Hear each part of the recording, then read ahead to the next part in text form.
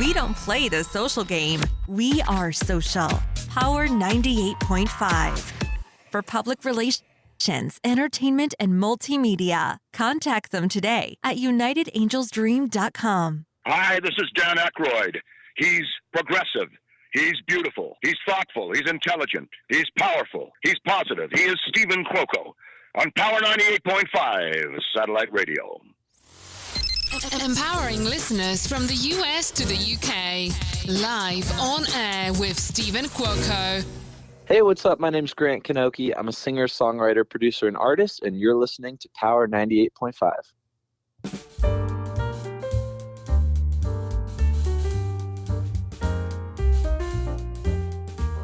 Happy New Year. I'm going to tell you, it has been incredible. Absolutely incredible. I'm going to tell you why.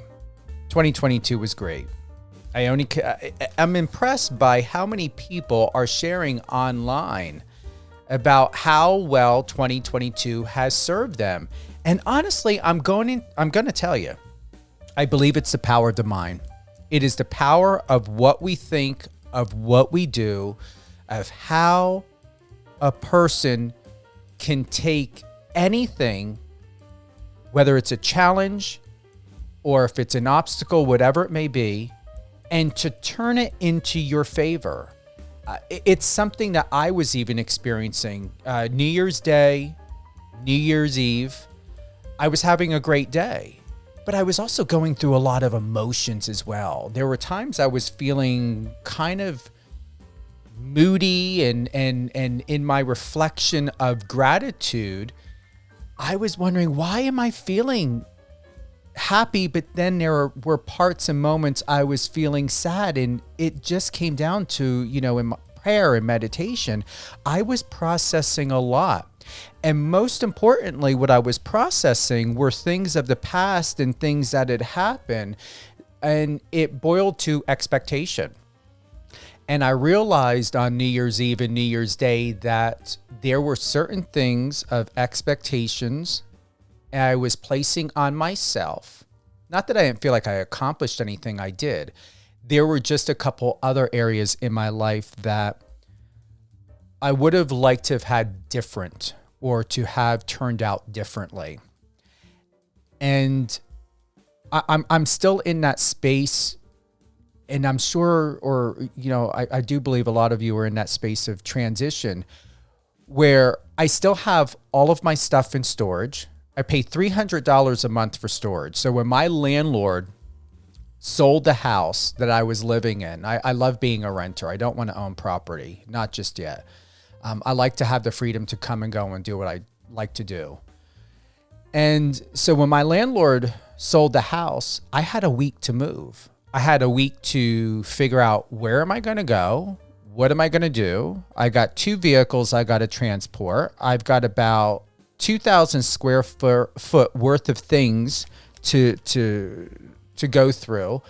I've already been in a situation back in 2012 when I made the leap of faith and sold all of my things, and what I didn't sell, I gave to Goodwill or to Salvation Army or to be able to help the military. But this time around, I didn't even have time to sell anything.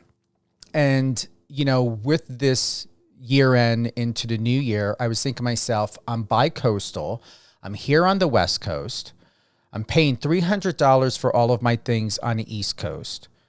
If I were to be paying rent for a place back in the New Jersey, New York area, I'd be spending well more. So I had to get myself, because I miss my things. I miss having my stuff and the space to be able to move and to do photo shoots and have dinner parties and just to have my own private space. And I will say that it was really, really bothering me so much that I don't live in the type of environment that I'm normally accustomed to, and to where I can be expressive and to expand myself. And even though I'm very grateful, I have a place out here on the West Coast.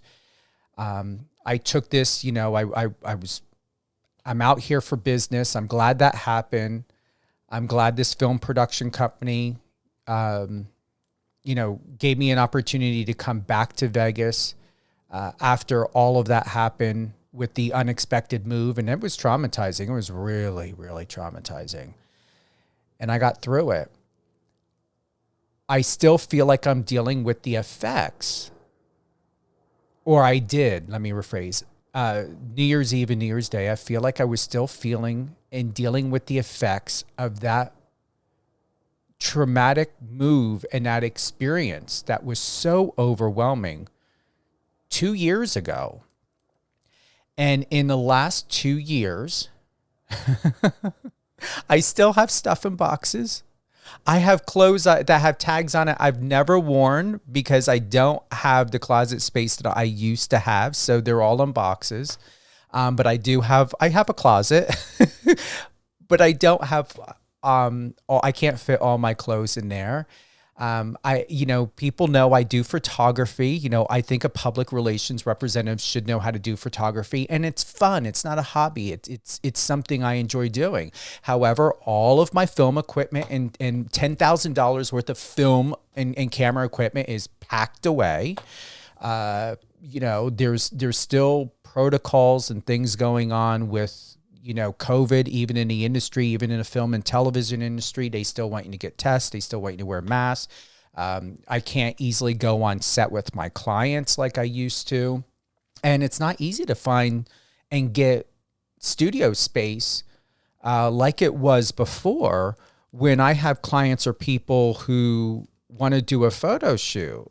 So then we got to start booking out other places, and it becomes expensive. And I liked having the ability to cut the cost of a rental space to be able to have people come to my home or come to my private studio or something, and to be able to do photo shoots.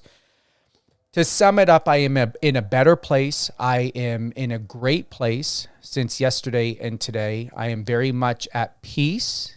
I am not affected by the situation any longer. I have embraced it. I have looked at all the positives compared to things that I had to experience many years ago. And even, being a military brat and having my dad, in the military and us moving all over.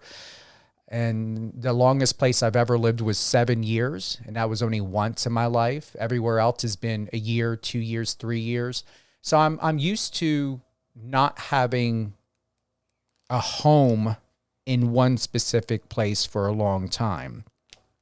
What I'm not used to is not having a home and to be able to live the way that I want to. I hope that makes sense. I'm not used to not having a home to be able to live the way that I want to and that I like to and what I'm used to living. And it's been like that for 2 years since the pandemic. And I'm looking forward to things changing. And I have things in motion and things planned. And I'm going to continue to stay positive and grateful and look and to find ways to express and expand myself, whether it be in my environment or outside of my environment, to still live and find ways to be creative, to be expansive, and most importantly, to continue and to always feel and to be revolutionary. That is my morning hope, and that's the space that I'm in today, and it's a great space. Happy New Year. I know a lot of you are going through most likely, different things, feeling like, could be a lot more traumatic than what you would like to go through. Just know that you're not alone. Not everybody shares everything of what they go through, whether it be online or out in the open. And I'm shocked of some of the stuff that I found out from friends and colleagues and and other people of what they're experiencing right now, and you would never know it. You would never know it by their TikToks or Instagram or anything else, because it's not talked about. But the resiliency, and even when we get to my guest today, Brent Champagne, from CBS Big Brother 23. He's 28 from Rhode Island. His occupation, he's a flight attendant, and he does a lot more. His favorite activities is sports and working out and stock trading and hiking and fishing and traveling. To talk about resiliency, Brent is, when I had the opportunity to speak to him, I'm shocked, because you would never know. Even when people are on television and in films, and you see them in commercials or ads and things like that, you think, oh my God, they made it. They can't be going through anything. How can their smile not completely be real? How can they ever think to have any sort of unhappiness happen within their life? But it happens, and it's reality. Brent, welcome to Live on Air with Steven Cuoco on Power 98.5. Hey, Steven, thank you so much. First off, I just want to say Happy New Year and new beginnings. Positive attitude can take you a long way. So I'm grateful to be here, and I look forward to seeing what you accomplish in 2023. Me too. You as well. I appreciate you too. Honestly, I do. You're extraordinary. And why I say you're extraordinary is it goes back. I had no plans. I don't have a script. I don't have anything planned out. I have no idea what I'm going to say when I open up the show. I like it like that. And I was hoping I was going to be like, oh, Happy New Year, la, la, la, la, la. But it came over me when I was sharing that and expressing that from my heart, Brent, to be transparent about something that was greatly bothering me in the last couple days and hit me extremely strong. And it was the expectation of, we're going into 2023. I was feeling so disconnected, because I've got a storage unit out here, a storage unit in New Jersey. I'm still living out of boxes. Like my place is, I've got a nice, apartment, but it's not the size that I'm used to of a home. And, I was starting to feel, what would be the word? Not regret or anything, but I was starting to feel like I'm used to having a home and everything has a purpose, and everything that I have has a purpose. I am not a hoarder. If I have it for too long, I will gift it. I will sell it. I will do whatever to find. I treat my belongings as like a human being. I like to have respect for it and to be able to share it forward or to do something so that it has purpose. Even my plants, I can't even tell you how many times I've moved throughout the years and I had to give up plants. This time around, I made sure and I prayed for that over 2,000 mile trip when I had to ship my vehicles. I was not going to leave behind my orchids and my bonsai tree and everything else. And I shipped it, and it survived in that 3 to 5 day journey. And I put it in boxes and secured it and soaked it with water and everything else. But I'm going to say once again, I'm going to close and hand the mic back over to you. And if or where you can relate, is we all experience disconnection and separation in a different way. And to go back to what I was saying is, I don't like having my things in boxes. I rather and prefer not to feel like I'm not utilizing something that I have, whether it's my film equipment, photography equipment, my lights, whatever it may be, because those were things I worked hard for. And I feel like I felt, let me speak past tense, I felt as though I was doing something of a disservice to God, to the energy, to everything that has gifted me the opportunity to have what I have. And I was feeling guilty, as though, why? I want to start living so I can utilize my belongings again, so I can feel like I'm showing respect for what I have. And I'm not just sitting on things. And honestly, yesterday I started going through my clothes and I pulled out a little pile for Goodwill. And I was, if it was up to me, I probably would have a bigger load. I just was in a moment yesterday to where I don't like to just keep things just to keep things. And then I was starting to feel guilty or ashamed a bit because I was like, well, instead of waiting, maybe I should start unpacking and have all these boxes all around and have the inside of my house or apartment look like a storage unit. Oh, well, but as long as I'm using my stuff, I'm going on and on, but I will say I must be still processing through all of this because it's something I want resolved. I want a home again.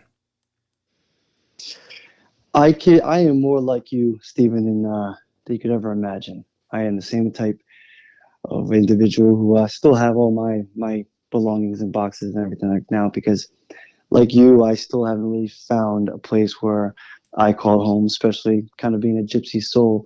I think that realization will come that day we sit down in the place that we don't realize is our home until that moment we open those boxes, unpack those belongings, and then you have a nice ficus in the corner that you can actually keep around you for a little bit longer than whatever you had in the past. But I think at that moment you'll realize, oh, okay, this is where it's all going to begin. This is where the home is going to come together and inside and out because, there's cliche quotes about how home is within you. And, truly being at peace with yourself and who you are and everything like that, and being grateful for the health. They say the body is the home and everywhere else is just a temporary visit. But I do the same exact thing. My boxes have all my belongings that are sentimental value, nothing crazy. I'm very minimalist. I don't like having things. I get rid of all my clothes and all my belongings that I don't use within 6 months' time. It's a tad bit of OCD, I would say myself, but it's just something about recycling, getting rid of those things from the old that I don't really need, and bringing things into my life that are new. I feel like it's symbolic for a lot of aspects of life. Some things are meant to stay, some things are seasonal, and change is good. A lot of people are very afraid of change and are very afraid of the unknown, but that's what makes life kind of worth living, adapting, growing mentally, physically, and emotionally. And one day, like I said, you're going to sit down and open all those boxes, and they're eventually going to be in the region you're in, and you're going to have that realization that, all right, now this is home. This is where it starts, and enjoy every moment of it. I will. Truly. I will. It's about, what it is that I'm not used to doing? I'm not used to living in the present moment. Even as it's tough. It is. It's hard. It's very, very hard. We always, they say anxiety is living in the future, depression is living in the past. And a lot of people we can't stay grounded and live in the present. It's very difficult to do. But once you can master it, once you can try to get into that mindset or that, that presence of being in the moment, it does change the world, it does. Speaking from experience. Thank you for that. And I'm feeling it. Now I understand why I opened the way I had opened the show without realizing it. I'm feeling what you're saying. And that's the answer. That's been the answer the whole entire time. And I'm seeing it, hearing it. Most importantly, I'm feeling it. And it took that moment. And even before we went live, Brent, we had a conversation. You've been placed at its most perfect time in my life with the revelations I have. All right. Between the live personal conversation live, we've been on the phone for going on 28 minutes. And it's astounding and very profound of what I've learned from being in a space with you.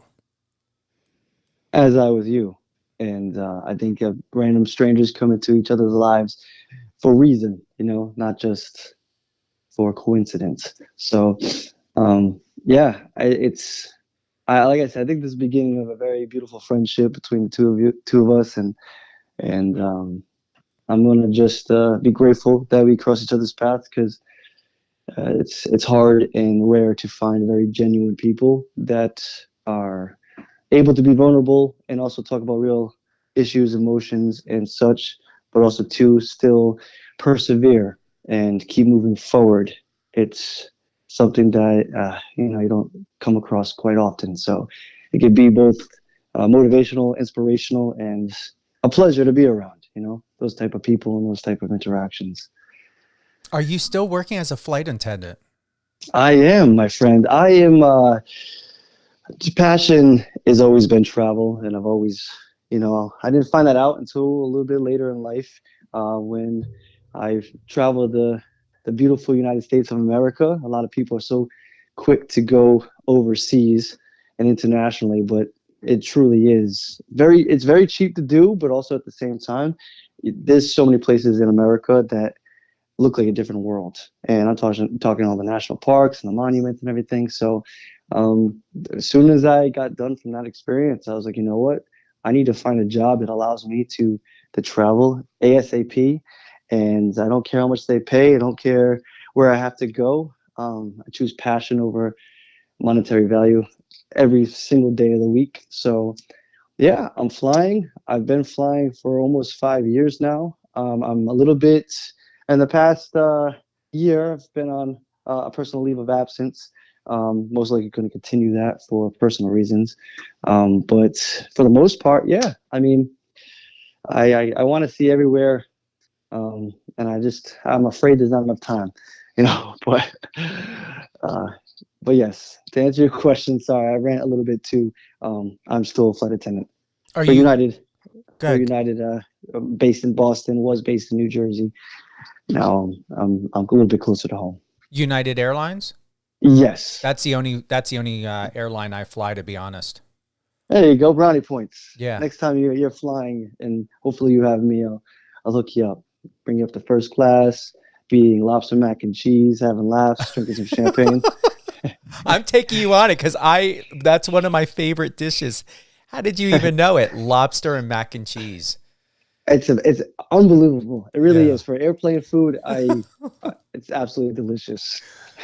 Oh my God, that's so awesome. Well, I mean, hey, did they still do that friends and family or that thing where you can go on some type of booking, like if there's a space and you're part of the friends and family who's a flight attendant or a pilot, you can get on. Do they still do that? So you're talking about the flight benefits that every single person tries to get hands on. So this is one thing about dating a flight attendant is that you do get the perks of flying wherever, whenever for free, as long as you want, as long as you're in good graces with the person working for the airline. But yes, family, friends, it's usually mother and father fly free, significant other, your children, and then you have things called buddy passes, which everyone tries to get their hands on. Everyone comes out of the woodwork. Everyone, as soon as they find that out, it's really funny because that's the second, maybe third thing they ask after, "Hey, how you been?" But yeah, and you have the preferred friends that you can put on your benefits. Right now, two of my best buds are on my benefits. So whenever I'm like, "Hey, listen, let's go to Hawaii next week," kind of like that's the deal with me. I won't give my buddy passes or my benefits to anyone that's not going to kind of like drop on a dime. I feel like it's a waste because I can only give them away every single December, actually, for the whole year.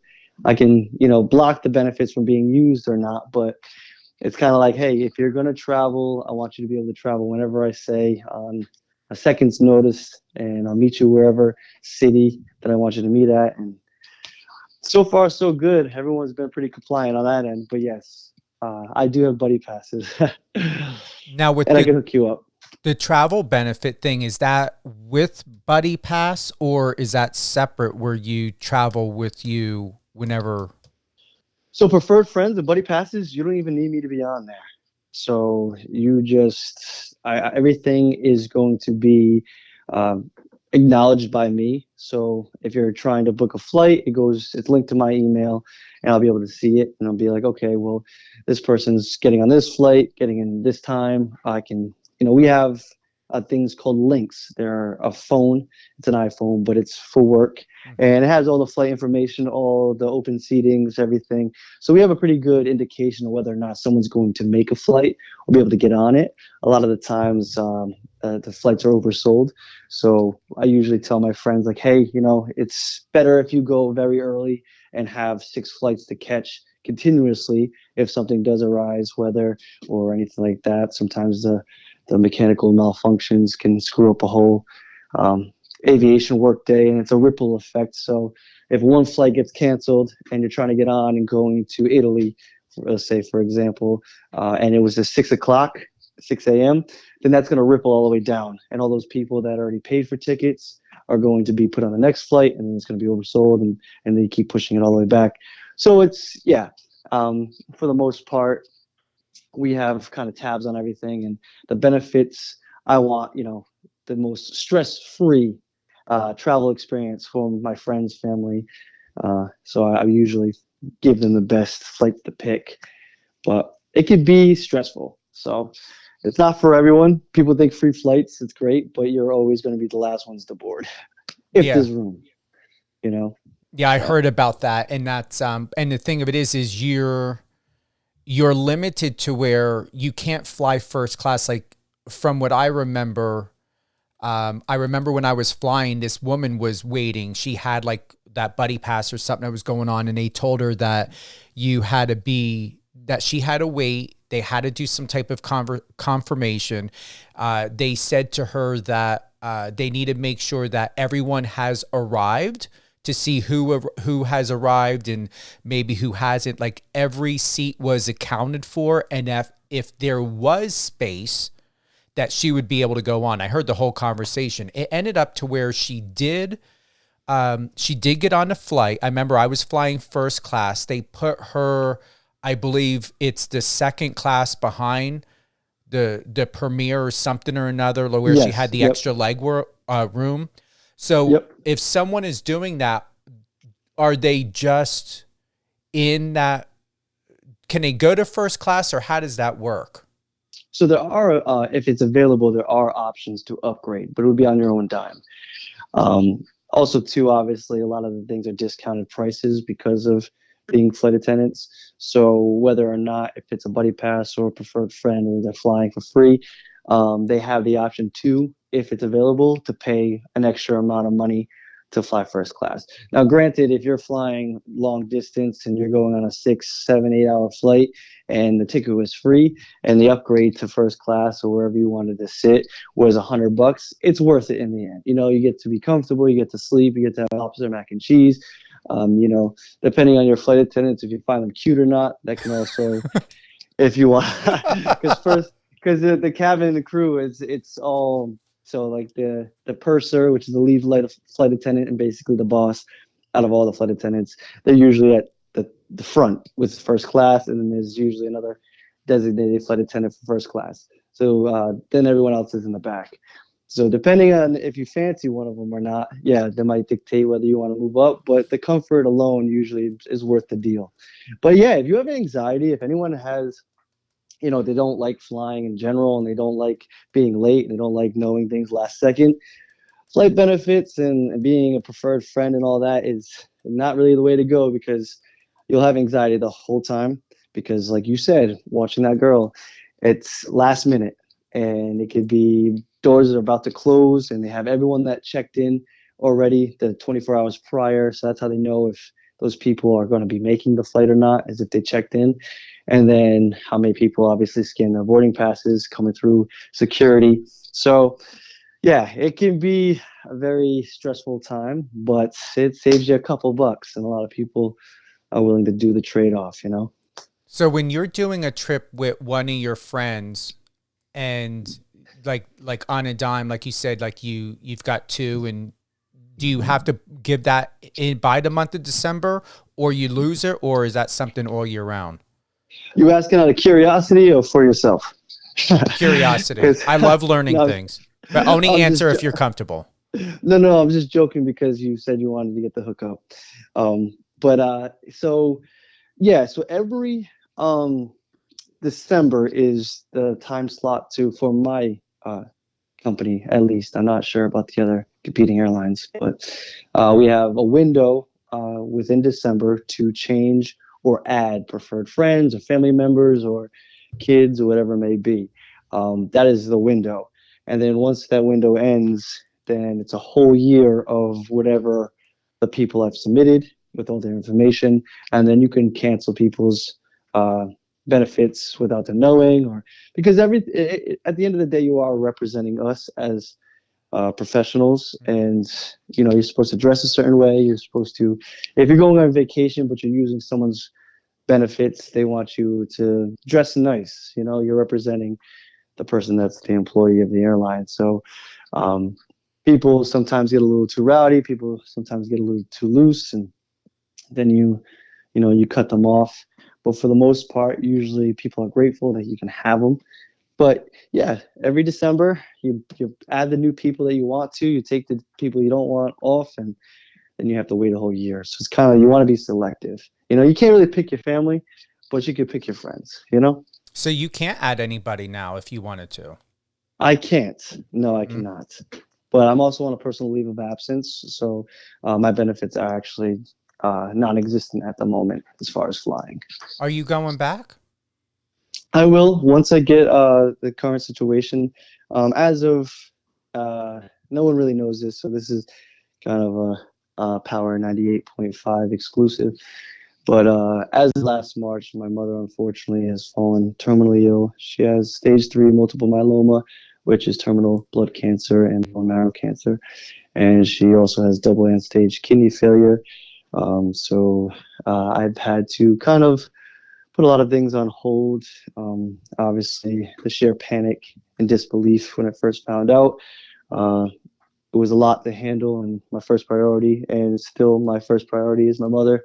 She's my world. She's my rock. And as of last March, I had to kind of put everything on hold, move back to Providence, Rhode Island, make sure I got everything under control and knowing where her health is at, and what the next steps are going to be to get her in a situation where she can have the best chance of longevity and also peace of mind and of body. So the leave of absence for right now, I've been on it for about 9 months, and it's going to continue until I have a better understanding of how much time my mother really has. I'm speaking very maturely on the topic now, but I could promise you when I first found out, I was in New Jersey. I was every emotion I've ever suppressed my whole life, every feeling that I've ever refused to feel. When I found out that she might not make it through that night, when we first brought her in, I sobbed all the way home for 3.5 hours from New Jersey. I just could not believe or comprehend that I was going to be losing my second parent. And, I just turned 30 recently, but at the age of 30 years old, technically, I lost all my grandparents besides one. And my grandmother's when I was young, and I lost my father when I was 17. And now losing my mother, losing that unconditional love, the only people that truly do besides your own kin. It's devastating. Going through it the first time, losing my father, you'd think it'd be a little bit easier to digest, but I can promise you it's not. It hurts just as much, if not more, So the leave of absence will continue until my mother either makes some type of recovery that allows her to have longevity. But I just don't feel as though I would be willing to fly and be too far away from her, especially me being one of her her primary caregivers. But yeah, I've done a lot in my 30 years of life, and I've truly lived my 20s, and I am going through something. Like I said, not a lot of people, and no one really knows, to be honest, except all the people that are very close to me. I've never been one to want sympathy or need it. I just rather showcase that you can be going through a lot of pain and a lot of heartache and a lot of stressful and what seems like never ending um, experiences of tribulations, but you still have a choice. You can still have a positive outlook on something that seems so negative, and I choose to persevere every time, uh, and especially for not only my mother but the people that might be watching me from the shadows. You never know who you're truly inspiring or motivating or giving hope to when you're going through something that personally feels like it's the end of the world. But how you conduct yourself is always something that my father taught me, especially being the leader of our family. Um, I have a very traditional family, did when I was growing up. And, he was fighting his own demons and his own battles. Uh, but he always didn't show it. He always showed strength. And even when he didn't know what to do, it always seemed like he did. And um, kind of what I've always had to go through when my father passed. For you and those that don't know or didn't watch the show, my father chose to die. I lost him to suicide when I was 17 years old. So it's something that was instilled in him, was to suppress and show strength even when you're battling your own demons. Um, I know whether or not he would have been able to have more life if he just didn't feel that. Um, it's something I wonder about all the time. But not only was he suffering, mentally, obviously, to do what he did, he was also suffering physically with his own health issues as far as his spine and it, basically becoming non-existent. Um, I don't know. It's something that I watched him be strong his whole life, and now I got to be strong for my mom. Um, but my mother doesn't know this, and hopefully she listens to this if she feels well enough. But that woman is the strongest person I have ever, ever come in contact with. I mean, her mother passed away in her arms after open heart surgery, and she was taking care of her unexpectedly with a blood clot. She's watched her father pass away right in front of her as well, and her husband of 25 years took his own life. And she's still, has never once ever thought about just giving up or walking away or not giving the love um, and support that she has for us. It's never been a question in her mind. That woman thinks I'm Superman. She has no idea that she is 1,000 times stronger than I ever hoped to be. So, but yeah. Uh, once, once she's been begging me to go back to work. But I'm like, no, mom, it's not gonna happen. She's like, I don't want you to lose that job. I don't want she's facing something that is inevitable, and that is death, which we all are. But she's facing it a little bit faster than the rest, and she's still worried about me just keeping my job and doing what I love. And every opportunity that comes my way, she's my best friend, so I tell her everything. And she's always the first one being like, you should do it. Just do it. Don't worry about me, Brent. Just go out there and do it. I'm like, Mama, I appreciate the support and the motivation and the want for me to keep living my life. But she's, like most mothers do, sacrificed her whole life to raise me and my three siblings. because the least I can do is just return the favor, you know? What sort of support system do you have back home, or is it just you? I used to have a picture perfect family when I was younger. I would say until fifth grade, but um, I have three siblings, and unfortunately, we all see life differently, especially after my father did what he did. Um, so it's tough. My family has always been just different and distant and very cold with one another. Everyone going through their own issues and their own situations of life, and the repercussions of the repercussions of the decisions they've made in their lives. So my support system mostly just comes from my close dear friends. Sometimes when my siblings or others need or have some type of uh, spark of happiness, uh, then they'll show some support and help out and try to ease the tension or the stress. But my family is ridden with bipolar and depression and anxiety and suicide and uh, almost everything you can ever imagine, to be honest.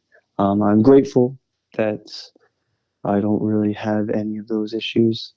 Um, I count those blessings because I've seen it firsthand and I've witnessed it firsthand and I've watched it firsthand in stressful situations like your mother dying. It doesn't make it any easier for anyone, whether the mental health is intact or it is not, or they're struggling. So my friends have been my major support system. I don't really let many people in, very selective because my family, again, once upon a time used to be picture perfect, but uh, I've well, like you were mentioning earlier, when you have expectations, you're always disappointed.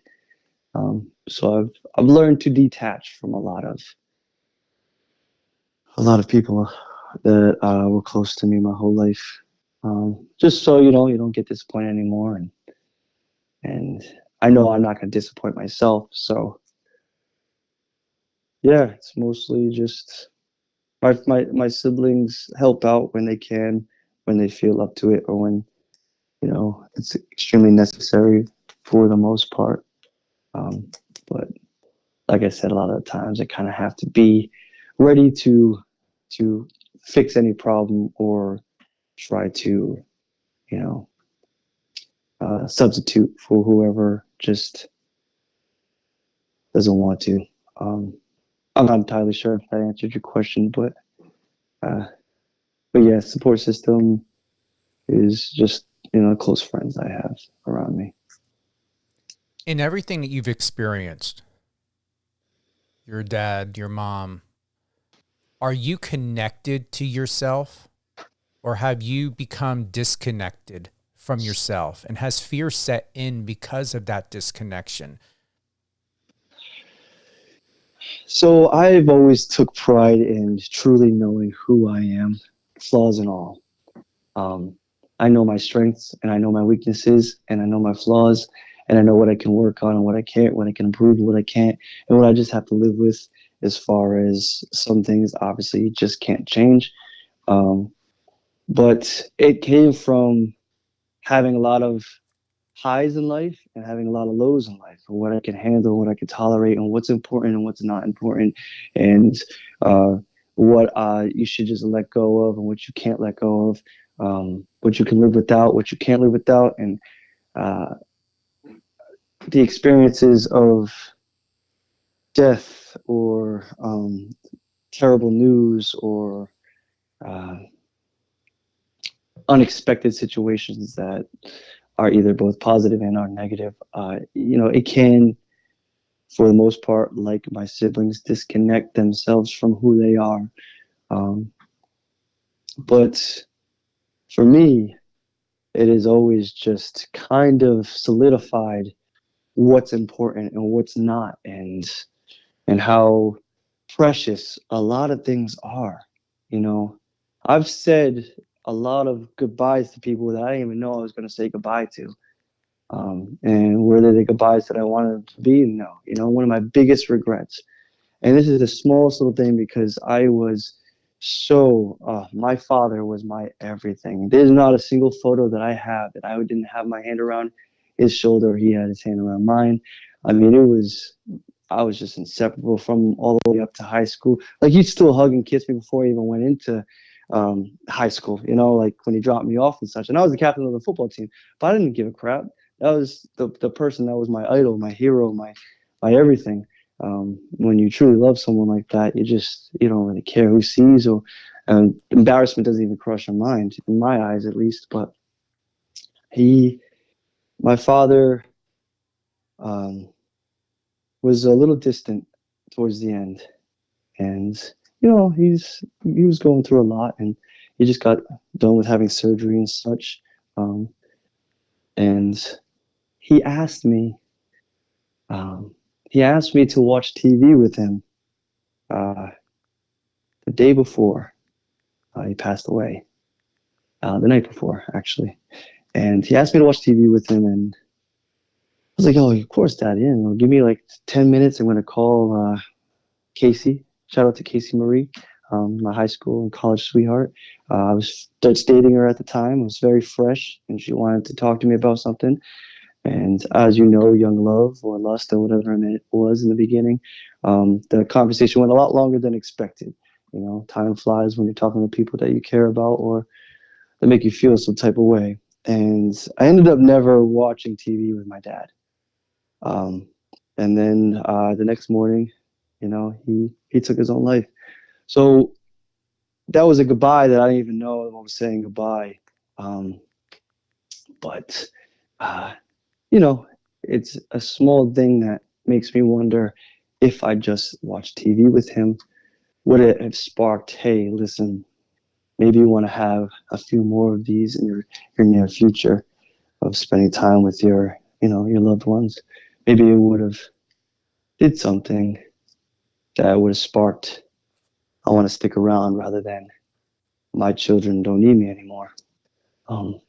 He's a very prideful man. He always wanted to provide, protect, and that moment to me makes me wonder if he felt like we didn't need him anymore because we're all getting to an age where we're young adults, and he absolutely lived and broke his back literally and figuratively for his family.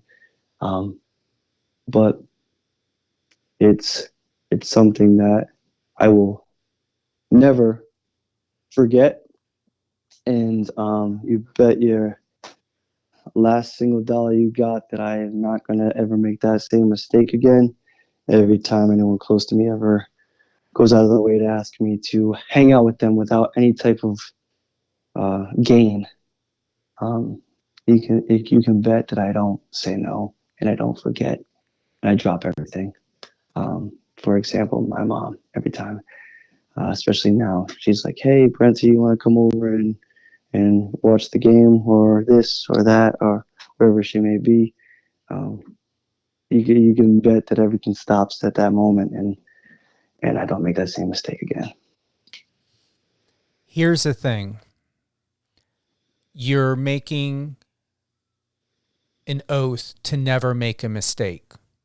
And that comes with a lot of responsibility. That's a huge requirement you've placed on yourself. Sit with me for a moment with this.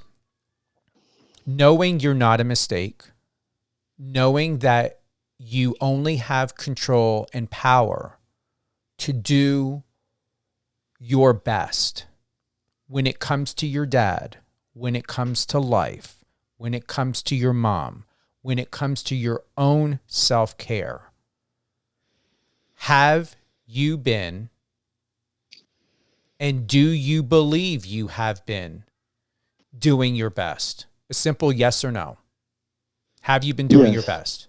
Okay. Yes. Okay. You believe that? I truly do. All right. I truly, truly, truly do.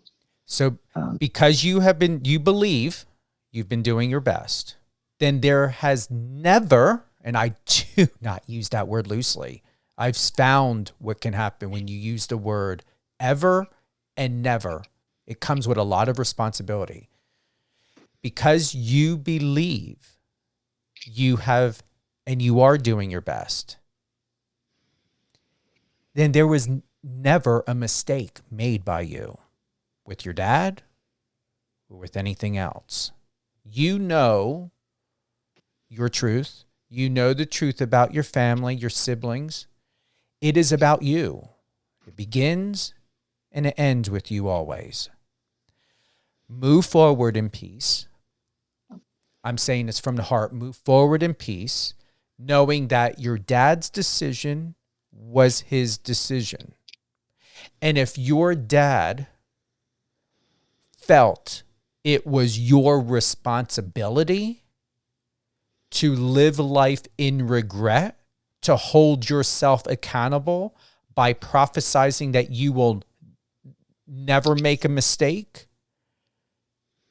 that's a heavy burden. From my perception, that's a heavy burden. Because you have acknowledged in your truth that you've done your best, then it's emphasized that there has never been a mistake. And because there's never been a mistake, your dad's decision, how your mom lives her life, those are their choices. That goes back to free will. Those are their choices. And you have two options. Is one, you can choose to acknowledge the truth of what their life has been, the decisions that they have made to the best of their ability as human beings, with compassion and understanding and grace, because they are human beings, and doing the best for what they know.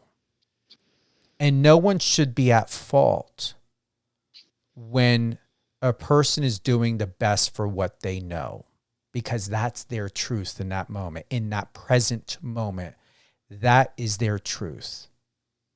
And to give your dad power, his power back, to give life, your family, yourself, your mom, their power, is to release any responsibility. Because if you continue, and I'm saying this from experience, you continue to choose to make their choice and their responsibility your karma and your responsibility, the cycle never ends.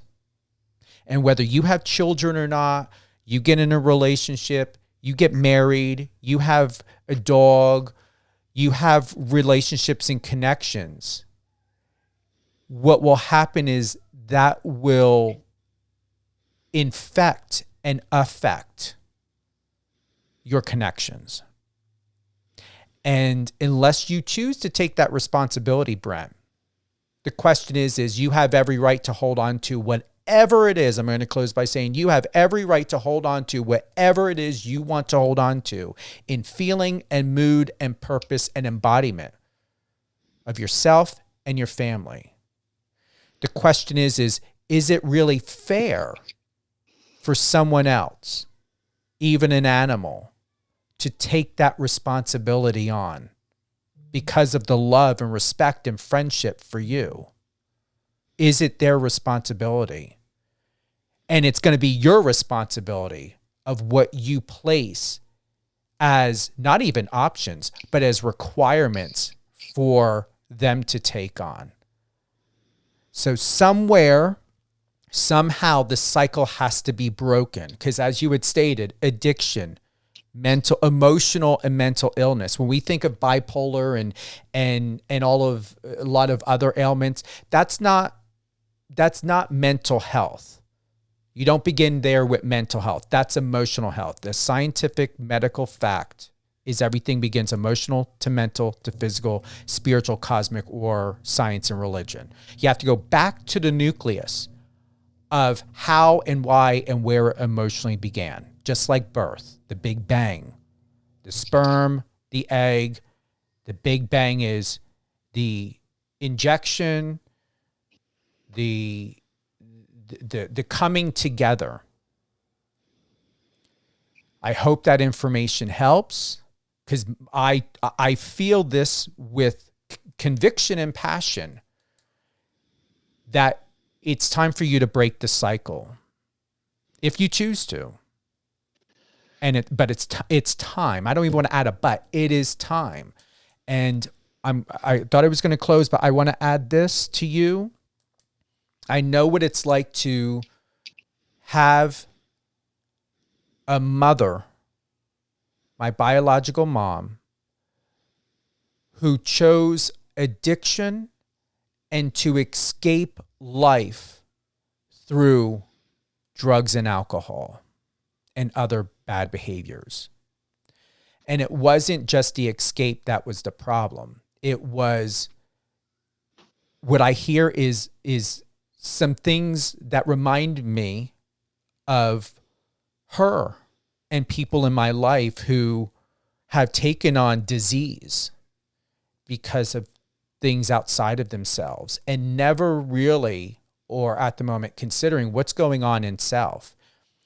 You have so much more to offer for yourself and to live for. At the same time, you have a responsibility. And you have a responsibility that you deserve to be loved and respected and understood. And it's going to be very difficult to do all of those things if someone else's life is standing before yours. And if someone else, your wife, your girlfriend, your friends, whoever it may be, have to understand who Brent Champagne is through the personality and the identity and identification of mom, dad, brother, sister, emotional, mental illness, addiction, and all of these other things, even myself, when will we be able to have the opportunity to stand face to face with Brent? And that's why it's so important. You have the right to feel the way that you feel. You have the right to be concerned, to be angry, to be expressive. It is also your responsibility to let go and to heal and to take responsibility of your life, your decisions, your path, and to know that that is theirs. And I truly understand from experience, it's easier said than done, because it took my mother's death for that umbilical cord, for that energetic, for that human connection to be severed for me to find peace. Unfortunately, it does take physical death to find peace. And it's very hard to find peace when someone is living, but they're living in death or through death. Through death of what you're experiencing with your mom, in death of what you experience with your dad. Yeah, it's for the first time in my life, I would say in the past year, I have been the most emotionally in tuned and vulnerable and aware than I've ever been in my whole life. Because to backtrack, when my father took his own life, like I said, he was a very traditional man. My family was very traditional. And he was the person you went to. He was the person that provided and took care of everything. And the moment I found the letter and I read it out loud to my uncle over the phone, when we couldn't find my father or get in touch with him, and my little sister was there with me, hearing me read it out loud. And as I was reading the letter, my sister broke down into tears hysterically in seconds. And I'm over there reading the whole thing, not fearing for the worst, just trying to process, what's going on around me. And the shift of being, I know a lot of things are not the same anymore as far as beliefs and values, but the man of the house shifted on to me, the next in line. And I honestly didn't even, or wasn't even able to grieve for a very long time, because I had my mother and my sisters and my brother and extended family kind of looking at me, looking for me to provide the backbone, which I willingly and without question was able to do.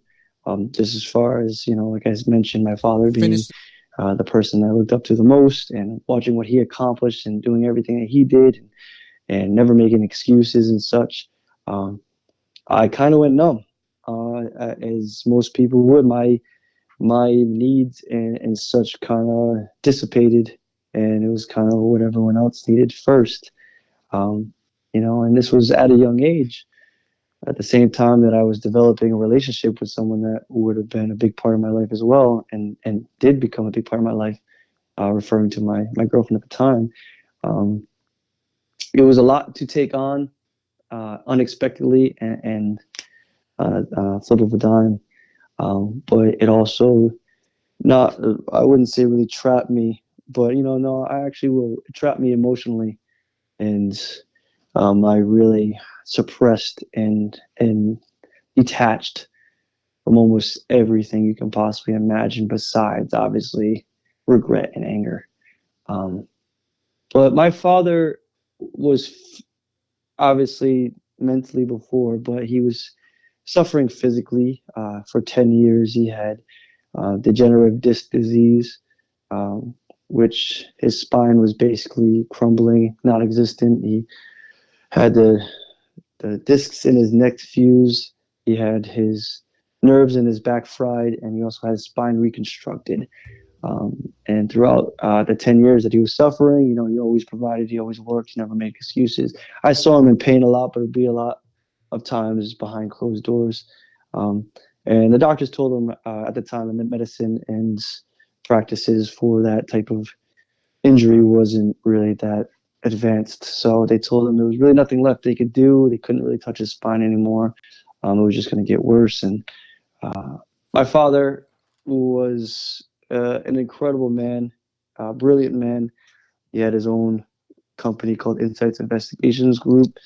He scuba dive, rock climb, split dunked professionally. Has done an expedition with National Geographic. He's accomplished and done some of the most amazing things. I can go on and on about the guy. He was just truly a magnificent person and an incredible father.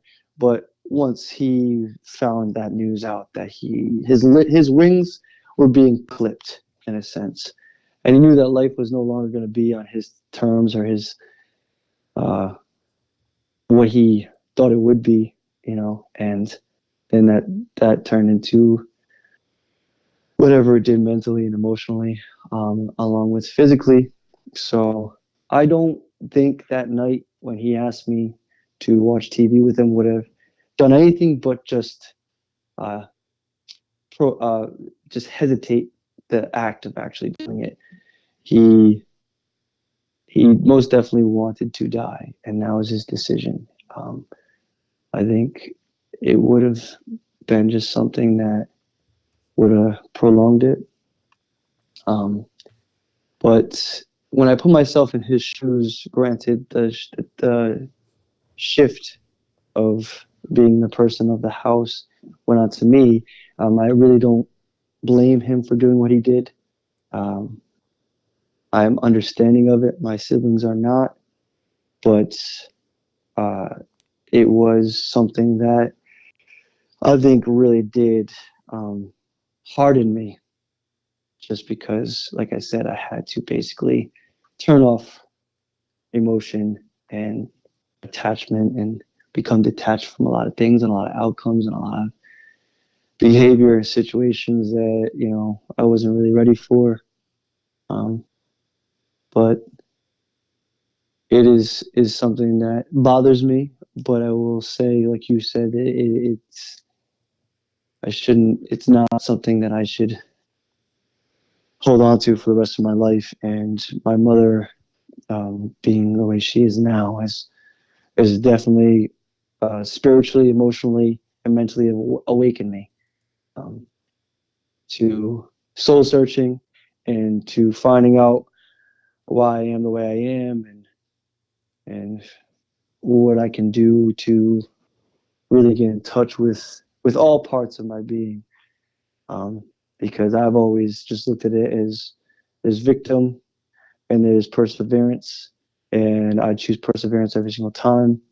But that's not really necessarily the healthiest way to look at it, because there is a part of me that should realize that, hey, it's not fair, but you're doing what you want to do and balancing what you need to balance, and learning a lot of life lessons, a lot of harsh life lessons, but also experiencing some things that people never get to experience. So it really is such a teetering pros and cons list, if you will.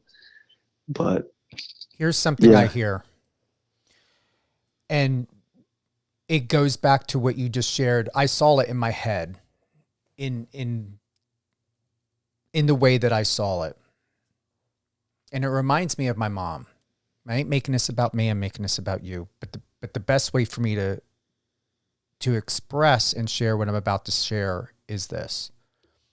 There were times when my mother either was going through withdrawals. There were times to where, when what you shared about your father, it reminded me of her saying over and over again, I want to die. I want to die. I want to die. She wasn't the type of person that would commit suicide. However, she was committing suicide by overdosing and mixing alcohol with drugs. And, suicide can come in different ways. What I truly believe, and I'm being very serious in this moment with you, I am glad that you did not sit with your father. I am glad, very, very happy for you that you did not sit with your dad and watch TV. Here's the reason why. Here's what I know of to be a fact from my experience with my mom. There were times to where I knew death was in her and around her. And whether she was sober, semi-sober, however your dad may have been, if he was on any pain medication, wherever his state of mind was, there is, and it goes back to conversations you and I had before and sharing, there is a serious battle in this world beyond human beings in nature, a spiritual war or an energetic war. It's about power. When we think and look at the world, what is the number one thing that people strive for personally and professionally? Power and empowerment. In that moment of what I saw in my head of what you described several times, and I remember, even before going live, of what you shared about your dad is he was in multiple dimensions, portals. Things open up, especially when somebody is under medication. It doesn't even have to be pain pills or alcohol. It could be anything. Your dad knew, the facts are, your dad knew, and we're going on the truth of what you expressed. Your dad knew what his decision was. He already made it. Your dad knew the purpose and reason as to why he wanted you to sit with him. I believe two things from experience of what I dealt with several times with my mom. Yours was going to be once. That's more than enough. No one should have to go through that. But I am confident when I say, and very assured in what I'm about to tell you is, there was a battle of things that were loving and not loving happening within and around your dad. And within certain decisions, and I know what it's like to sit with a parent when they're in that moment and how it affected and infected my life, and moments when I made a decision that I was not going to allow my mother the power.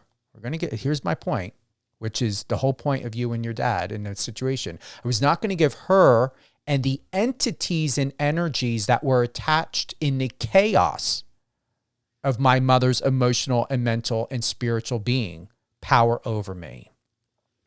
If you would have sat, I saw it in my head, a different scenario. If you would have sat with your dad, my belief, I'm not here to convince you, my belief is you would and could have greatly been infected and affected in a worse way, because we have to look at the facts. And I'm going on the facts. The facts is your dad made a decision and he was living in death. And if you were to have sat with that and within it, you would not have been sitting with your dad. You would have been sitting within energies of death. It's the same as a potential or possible new karma would have been built, or what I would say potentially, generational curse would have been created in your family, or at least through your lineage, without ever knowing. And that happens. And that is the thing when it comes to people that are so close to you. You have to be careful with generational curses. Doesn't matter whether, let me rephrase, sometimes I don't like that term, especially in this moment.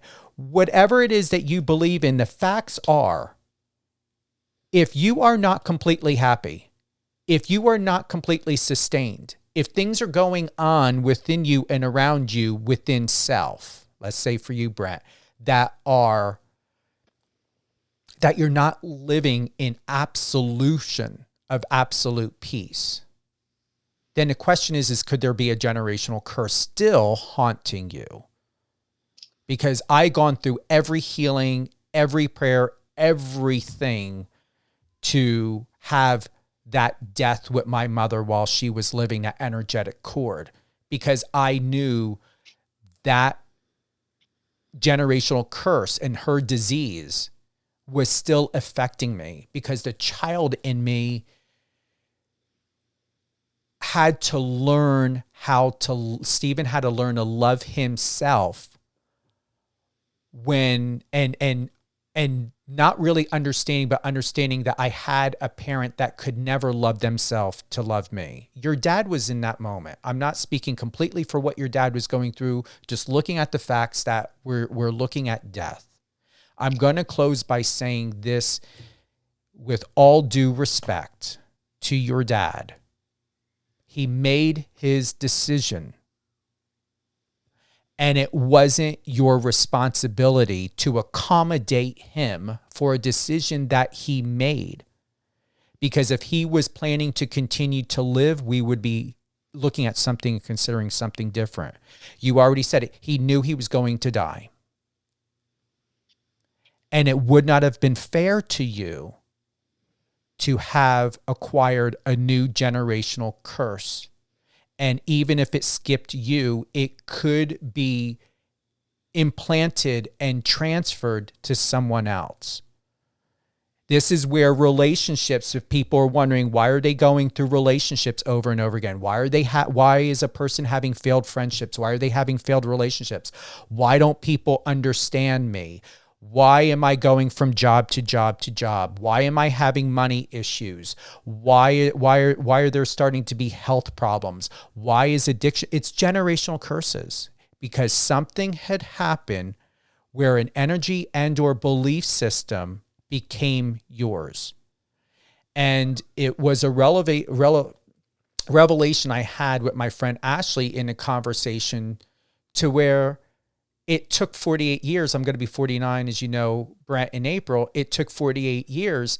Finally, I was in that space and place on New Year's Eve. Was it New Year's Eve? No, it was actually New Year's Day. New Year's Day this year, where I felt the energy leave my body. Because it took two people, Ashley and myself. And because of that moment, that perfect moment that came together of understanding and compassion with no judgment and only love and respect for ourselves and each other. And God brought Ashley into my life, and it helped move that energy finally, that generational curse of an energy out of me. And I felt the child Steven be at peace. as I'm processing all of this with you, I don't have a bad feeling for you. You will always be in prayer. I want to just let you know that you did and made a very smart decision for yourself. And if you didn't know it then, I'm telling you now as a friend from experience, you would have done something and made a decision if you put your father first and not yourself, or you put the situation first and not yourself, and you sat, you would have given those demons and that situation power over you. You are in a much healthier and safer and better place. And trust me, demons and malevolent energies, they will use a situation like what was happening with your dad to not only have the opportunity to have one, but to be able to possess you, and then to be able to have control over your future and the future of your lineage and everything that it touches. That is the way the way the spiritual war works. You know, it's wild, Stephen, especially talking about spirituality, and the kicker is, and like I said, I believe in everything happening for a reason. I really do. I'm a firm believer in it. And my father was an atheist his whole life. And my cousin, which was his niece at 16 years old, she took her own life in a suicide pact with her boyfriend at the time because they were from different religions and the boyfriend's family wouldn't allow them to be together. Ultimately, it ended up in tragedy where the young man took his own life by a rope, and she did following his funeral. Now, my father was always so angry and so upset, and was over and over again, it's the coward's way out, it's the coward's way out. Now, I had a moment where my mother saved my life. She was an ultrasound technician, and I was training very hard for a decent amount of time, and my body was starting to give out on me. Was there a correlation to the organ that was removed? I'm not entirely sure, but it definitely didn't help the case. My appendix was on the verge of bursting, and my mother forced my father to bring me in to her office to be able to scan me. And 5 minutes later, I was in surgery having my appendix removed. Now, during that time I was having surgery, I was sedated. I was obviously put under with anesthesia. And I saw Audrey, my cousin, who passed away when I was very young. And she looked surprised to see me. And the first thing she did was ask for my father. They had a very close relationship. Now, when she asked for my father, I kind of redirected the conversation, and I asked Audrey, I was like, why did you do what you did? And she told me love makes you do stupid things. And then she reverted back to my father and asking how Uncle Mark was. My father's name was Mark. And she ended up saying a few things of information that she only ever told my father. And then, followed by just closing the conversation I had with her, I woke up from surgery with tears running down my face, and the nurse looks at me. She's like, "Are you okay, honey? Are you in pain?" I was like, No. I just saw my cousin who passed away when I was younger. Do you mind getting my father for me? She wants me to tell him something. And she looks at me. She's like, "That's odd because you shouldn't be able to dream. You're not in REM. You're sedated." And she proceeded to get my father. My father came in again. He's an atheist. Before this moment happened. And I told him, I was like, I just saw Audrey and she wanted me to tell you this. I told him the information. And from that moment on, not to me, but to my mother, obviously his best friend, and his brothers, and his father, he could not stop talking about the fact that I was talking to Audrey. And I relayed the information back that only he would know. And this happened, I want to say either a month or a couple months before my father passed away. And her looking surprised when she saw me was more or less, she was coming for my father. She wasn't even really trying to. I was just in emergency surgery where I had an allergic reaction to the Demerol. They found out I was deathly allergic during the surgery. So whether or not I died or whatever, they said to my mother, my father, next time, he had a Demerol allergy. It's deathly to his body. I think they would only know that if something happened, but they didn't say that I died because then it would be a whole type of malpractice or whatever it may be. But they stressed it more than once to my mother and my father that I had a deathly allergic reaction to Demerol. So I wasn't even supposed to be in surgery. I could have or could have not have had a deathly incident with the Demerol. And I saw my cousin that took her own life by a rope when she was young. And I was way too young to really even remember. I have like one memory of her. And I relayed this information back to my father, who's an atheist, and his mind is blown. He just can't get over it. Now, again, to go back to the beginning of the story, he always said it was the coward's way out. My father was a very, very strong and prideful man. I think all that happened for her reason. Maybe his suicide that he knew he was going to do eventually was only being held off because maybe he just didn't know if there was anything afterwards, or maybe there wasn't any of that ease, and that there will be another time to see his family again, or to have or watch over us. And then that happens, and then he symbolically takes his life the same exact way as his niece that he adored did, and he was so angry at. So it is wild because even though that moment watching TV, as you were saying, that it was for a reason to not and to choose myself, even if I didn't even know I was choosing myself. The situation leading up to that might have gave him the clarity or the peace or the reassurance that, hey, maybe there is something after, and maybe I will be able to see my family again, and maybe I do need to do this for myself, and hopefully my family understands, and maybe I could do more for them as a guardian angel than I can physically being here, existing, because he wasn't able to really do much at all towards the end, with the pain in his back being so bad. And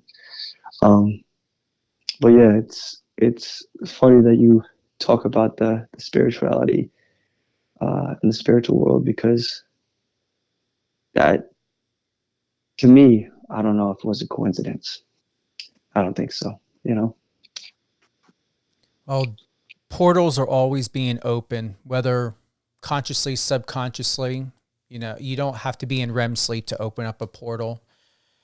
For the fact of it is I appreciate I appreciate you for sharing all of that with us. And for everyone that's tuning in, we've got Brent Champagne with us today. He's best known for being on CBS's Big Brother season 23. He's a flight attendant. He's adventurous and passionate. He's confident. And his favorite activities are sports, working out, stock trading, hiking, fishing, and traveling. And all around within the time, even off live, I've gotten the chance and opportunity to know Brent Champagne, and he's extraordinary. And I really like applying that word to his identity, because he really is an extraordinary human being. If you're just catching up and joining us now, we will be re-airing this episode, and you can check our local schedule on power985.com. Just click the live radio tab and you'll be able to check the schedule. Also, we will be sending this over to our distribution company, and it will be available on Amazon Music, Amazon Audible, Spotify, and iHeartRadio. Brent, you've accomplished so much in your life, As my mother who adopted me said, my mom had said, God does not make mistakes. You are not a mistake. And I hope that in today's conversation and share that it has brought you more peace and more clarity. And I don't have any more of a message for you right now, or, to say, there's some type of generational curse that I believe you need to change. You said, you've been diagnosed, you've been checked, and, you're in better health. You're not struggling with, suicide or any sort of addiction. And be mindful, even like I had shared with you a while back ago with your mom, is, it's the energy that's there. And you have the right to feel the way that you feel. Also, there is a responsibility when you're thinking about your mom outside of her presence and there in her presence, is to feel and be the best way in peace and love, because you deserve it and she deserves it. And it's the best way for her to be more comfortable and at peace within herself. Not knowing whatever medication she may be on or any treatments, what you feel about yourself and the beliefs that you feel and what you do with that information makes all the world of the difference for you and the people in your life and the people that are going to be coming into your life. You always have an ally and a friend here. I'm always a phone call away. You don't have to wait for something to happen, and just know that you have a support system here. And as you move forward, I'm not worried about you or your mom or anyone else. Just know that keep as much benevolence, goodness encompassed within everything that you believe in and what you want to live for, and how you want and would like other people to live life with you, not for you, not above or below you, with you, side by side. Just like when you were sharing with the buddy passes and being there on those trips, that equal, even through the rough times, waiting hours worth to get on that plane to meet you somewhere, they're still with you in thought, in feeling, and in mood. I hope that helps. It does. It does. And yes, likewise to my phone always being open to you as well. It's important to have people that are able to have these type of conversations with one another, and to be understanding and not judgmental or closed off to, other people's opinions and beliefs and values and tragedies, and because everyone's perspectives are always going to be skewed to the experiences they had in life. And I just want anyone to ever take anything away from me is that I can tell you stories for days of tragedy that I've experienced, and we haven't even touched the tip. But at the same time, you still can have the life you want, and you still can create the life you want, and you still can work on yourself even when you feel like you can't or don't want to, spiritually, physically, emotionally, and mentally. It is not the end. It is always the beginning. It's just the outlook you have. And every time a door closed or something has emerged that I feel as though is going to be the end, it usually never is. And it only makes you stronger, and your lessons learned from that only grow, and your perspective changes, and your empathy and compassion for others that might be going through the same exact thing widens. Life is, I'm obsessed with existing, not just, let me rephrase that. I apologize. I'm obsessed with living, not just existing. And part of that living is going to be just as many negatives as positives. And if it wasn't for just keep moving forward and doing things that make me happy in between those tragedies, I would never have been able to live the life I've lived, had the experiences I've had, and accomplish what I've accomplished. So if anyone could take anything away from me, it's that it's in your control, even if it feels like it's not. Mm-hmm. I agree. Brent, who would you like to give a shout out to? Oh, my mama, first and foremost. My mama, I absolutely adore her. All the people in my life that have always been there through thick and thin. All my friends, my Johnston crew, my Cranston crew, my aviation crew, BB23 family, absolutely adore all of you guys. Everyone kind of knows, I tell them on a daily basis how much I love and appreciate them and their friendship. And so it's, it's something that I do often, and I encourage other people to, not just when you get on a big time radio show, I'm looking forward to having you back. Brent, thank you so much for being with us today on Live on Air with Steven Cuoco on Power 98.5. All things Mr. Brent Champagne. Head on over to his Instagram at Fly with Champagne, FLYWITHCHAMPAGNE.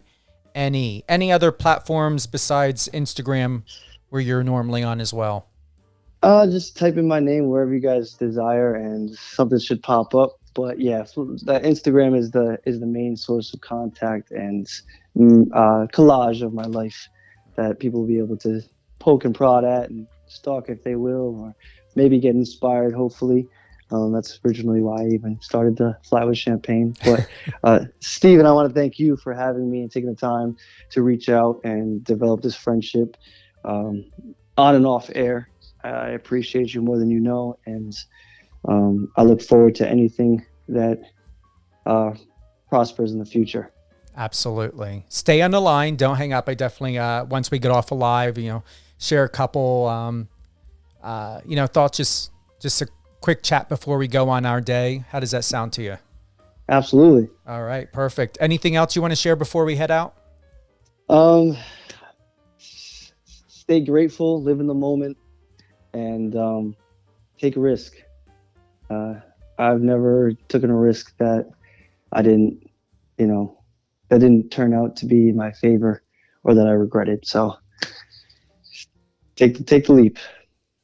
Love it. And we're doing it. We're doing it now by being vulnerable. Yes, absolutely. Thank you, Brent. Thank you. Thank you to everyone who's joined us today on Live on Air with Steven Cuoco on Power 98.5 satellite radio. Power 98.5, it's free. You don't need an email address. You don't need a phone number. You don't have to sign up for an account like all the other ones. Power 98.5 is your premier #1 destination and home for all things music, sports, entertainment, talk, and only the important stuff. And we've got a lot of upcoming live events this year.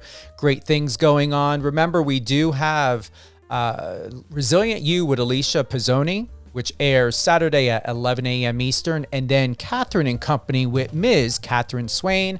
That's on Sunday at 11 a.m. Eastern. So Resilient You with Alicia Pizzoni, Saturday at 11 Eastern. Sunday, Catherine and Company, 11 a.m. Eastern. Catherine and Company with Catherine Swain. Happy New Year. Happy New Year. And Brent is the first interview for 2023. And what an honor. Incredible honor, because this is what my show is all about. Real people, real stories, real community. If you have any questions or would like to or need any more insight when it comes to public relations or media, you can contact me and connect at stevencuoco.com, StevenCuoco.com. Send me an email over to me and myself, my team, all of us. All things Power 98.5, satellite radio. Download the iOS or Android app. Tune in on Alexa. And you can always be home where it's all at on power985.com. Also, click the bottom right-hand icon. Send us an instant message. We are available 24/7. And if you send a message like 3, 4 o'clock in the morning, we'll get back to you in case we're all still sleeping. Thank you for being with us. Stay tuned for more episodes, and we love you. Happy New Year. Thank you for helping this show be what it is today. 200 countries and counting, Power 98.5. Once again, your premier destination for all things sports, news, talk, and entertainment. And we're family. And I think we just uploaded 50 new tracks recently within this last month. So all new music available now and many more to come. Have a great day, everyone.